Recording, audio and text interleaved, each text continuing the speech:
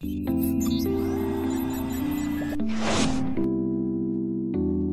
राम शेतकरी मित्रांनो, आपण तूर पिकाच्या प्लॉटवर आलेलो आहोत बघा.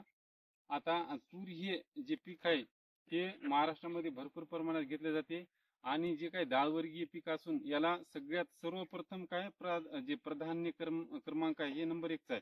कारण तुरीचं वरण हे प्रत्येक ठिकाणीच वापरलं जाते. तर त्याच्यामुळे बघा, आता जर तुरीचं उत्पादन जर चांगलं झालं तर निश्चितच आपल्याला काय होईल, फायदा होईल. तर आता तूर हे जे पीक आहे हे जवळपास पेरणी करून याला 90 ते 100 दिवसाचा कालावधी लोटलेला आहे. आणि ज्या काही फुलाच्या अगोदर ज्या गाठी दिसतात बघा, त्या नेमक्याच आता तयार व्हायल्यात बघा, या बारीक बारीक.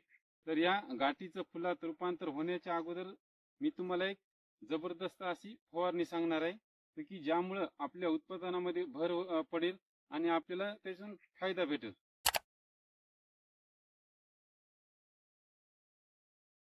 तर बघा, अगोदर आपल्याला कर्नल हे एक जैविक आळी नियंत्रक औषध असून ते चांगल्या प्रकारे काम करते, म्हणजे प्रदीर्घ काळापर्यंत. त्याच्यानंतर जैविक बुरशीनाशक, रिबॉन नावाचं जैविक बुरशीनाशक आहे, जे की तुम्हाला जे काही बुरशीजन्य रोग तुरीवर पडत असतात तर त्यांच्यापासून आपल्याला संरक्षण देते.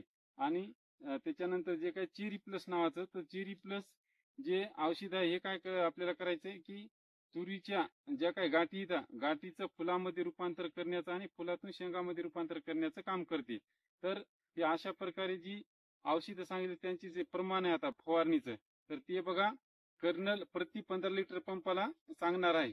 तर बघा, कर्नल 25 ml, रिबॉन 25 ml आणि चेरी प्लस 10 ml. तर अशा प्रकारे या औषधांची आपल्याला तुरीसाठी फवारणी करायची आणि बराबर जे फुलं थोडे कुठं कुठं दिसू लागली करायची, आणि तुम्हाला या फवारणीचा निश्चितच नंबर 1 रिझल्ट येणार आणि आपल्या उत्पादनामध्ये भर पडेल. धन्यवाद शेतकरी मित्रांनो.